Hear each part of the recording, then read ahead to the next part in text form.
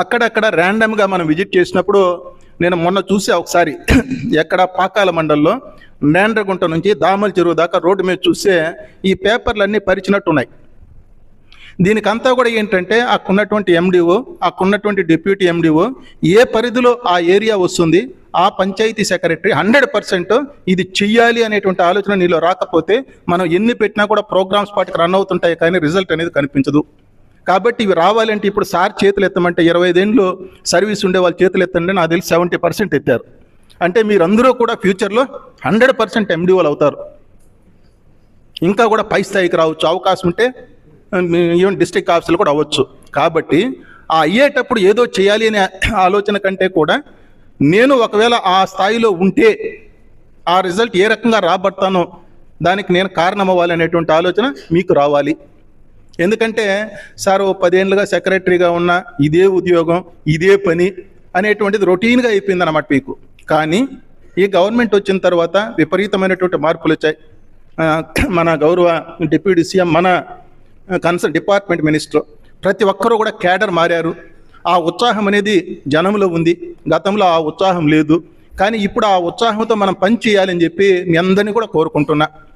ఎందుకంటే వాస్తవంగా ఈ యొక్క గార్బేజ్ కలెక్షన్ కూడా మన జిల్లాలో 100% కలెక్టర్ గారు అదే పనిగా పట్టించుకుంటున్నాడు. ఈవెన్ మన వల్ల అయిన కాడికి నేనైతే జిల్లా పరిషత్ తరపునే 100కు పైగా విలేజెస్లో ఆటోలు తీయించాను. ప్లస్ మళ్ళా కూడా సీఎం గారి కాన్స్టిట్యున్సీ కూడా ఇక్కడ ఉండడం వల్ల అక్కడ ఉన్నటువంటి 4 మండలాల్లో ప్రతి పంచాయతీ కూడా ఈ ఆటో అనేది సప్లై చేశారు, మానిటర్ చేస్తున్నారు. కాబట్టి ఇన్ని అవకాశాలు ఉన్నా కూడా ఈ మనం ఎందుకు మొదటగా రాలేకపోతున్నాం? ఇంకా కూడా లాస్ట్ ఐవీఆర్ఎస్ కాల్స్లో కూడా 70% ఉంది మంది.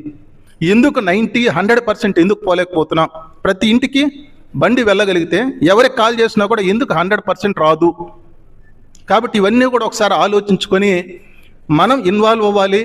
మనకి ఇంకా కూడా దరిదాపుగా 25 ఏళ్ళు సర్వీస్ ఉంది. 100% మన ఏరియా ఆ క్లీన్లీనెస్ విజిబుల్గా క్లీన్గా కనిపించాలి అనేటువంటిది మనకు రావాలి.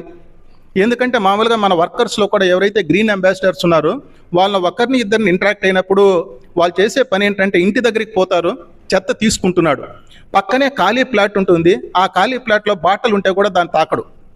ఇంకా క్లీన్లీనెస్ ఎలా వస్తుంది? అంటే వాళ్ళ మైండ్ మార్చాలి మీరు. ఒరే బాబు, నీ యొక్క వేకెంట్ సైట్ ఉన్నా అందులో చెత్త ఉన్నా మనం తీసుకోవాలి. రోడ్డు మార్జిన్లో ఏ చెత్త ఉన్నా కూడా 100% ఏరాలి.